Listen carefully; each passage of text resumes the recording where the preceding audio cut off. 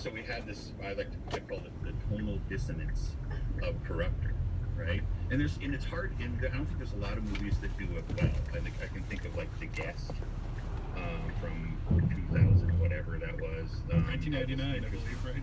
There we go. Exactly, right? All of those. And so you have this horror comedy thing going on, and it's super fun. It's kind of scary at the same time. So can we do that? Is that cool? Are people going to hate this? And we were like, and there needs to be a lot of blood. We don't know why, just because it's cool. Sorry. So that must have been part of the excitement, though. It's just that it's, in that new territory for you. Like, it keeps you going, keeps you motivated, just because it's like, I don't know if this works, and that's what makes me want to do it. I think if you look at a lot of the things that we've done, I think Dorothy said it earlier. We ended up being way more about the art than about the business. If you look at our stuff, we've never made a straight up horror movie. The closest that comes, Corruptor's probably as close as it comes to actually making a horror movie, because I think Wake the Witch was more of like sort of a dark fairy tale. Blood Rights was a crime drama, and a lot of our shorts were more fantasy tilted. We've never made, I think, a real horror movie, but because we wanted to tell different stories. We wanted to be a little bit different. We didn't really, honestly, we were kind of false to the fan base, the horror fan base. We kind of were like, we're gonna make what we want and wrap it in a horror wrapping, and you're gonna like it. And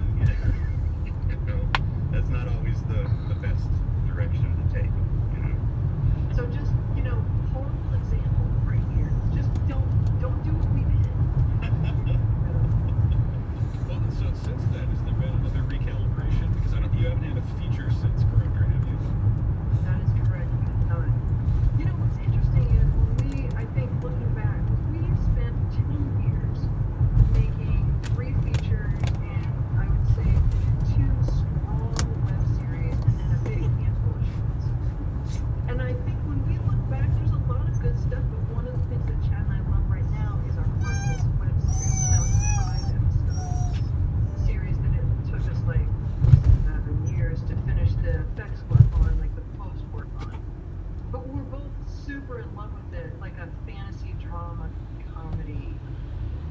It's I think a place where our style came together really well with a story. And that's what we're trying Oh, to do. no. Turn Don't it do into that. a feature, cut it all Hey, together don't do that. with the Good boy. web series parts. Yeah, I didn't mean to get you excited, but don't do that. Good boy. Extra stuff so that we can really Hold on. Do you worry that features are over?